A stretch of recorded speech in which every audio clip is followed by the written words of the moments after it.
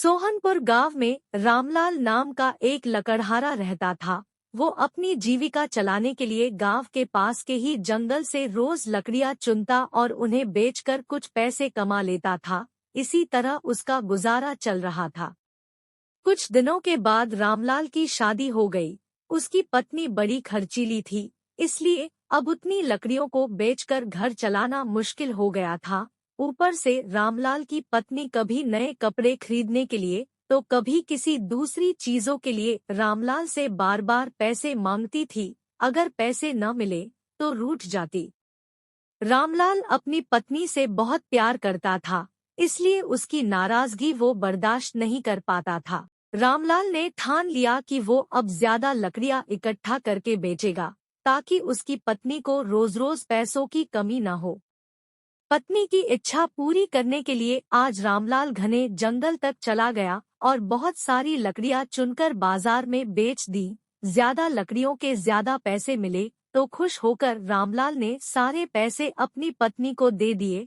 अब रोज रामलाल ऐसा ही करने लगा। देखते ही देखते उसके मन में लालच इतना बढ़ गया कि उसने धीरे धीरे पेड़ काटना भी शुरू कर दिया। पेड़ काटने से और ज्यादा लकड़ियां हो जाती थी और उसे अधिक दाम मिलने लगे। लकड़हारा हर हफ्ते एक पेड़ काटता और लकड़ियां बेचकर मिलने वाले पैसों से अपनी पत्नी के शौक पूरे करता। अब पैसे ज्यादा आ रहे थे तो घर भी अच्छे से चल रहा था।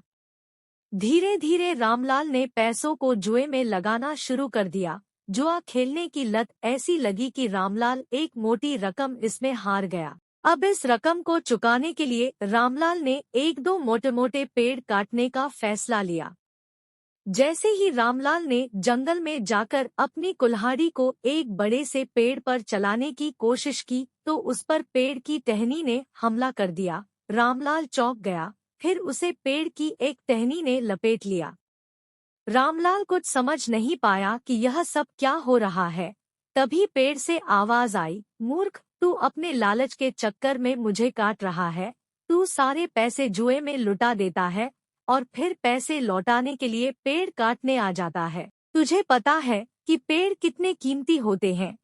हमारे अंदर भी जान बसती है और हम तुम इंसानों को जीने के लिए हवा, धूप में छाया और भूख को शांत करने के लिए फल देते हैं, लेकिन तू अपने स्वार्थ के लिए हमें ही काट रहा है।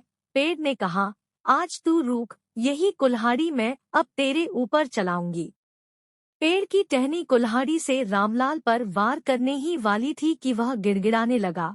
उसने माफी मांगते हुए कहा, मुझसे गलती हुई है, लेकिन मुझे सुधरने का एक मौका दो। अगर आप मुझे मार दोगे तो मेरी पत्नी का क्या होगा?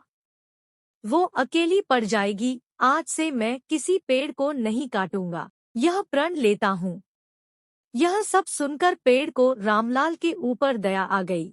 उसने रामलाल को छोड़ दिया। छूटते ही रामलाल भागकर अपने घर गया और पैसों के लालच में न आने का संकल्प ले लिया। कहानी से सीख। लालच में आकर पर्यावरण के साथ खिलवाड़ नहीं करना चाहिए। हमें ऑक्सीजन पेड़ से ही मिलती है। इन्हें काटकर हम खुद अपने जीवन में संकट को ला रहे हैं। आपको हमारी वीडियो अच्छी लगी है तो वीडियो को लाइक, शेयर और कमेंट करें प्लीज, और ऐसी ही वीडियो देखने के लिए हमारे चैनल को सब्सक्राइब करें प्लीज।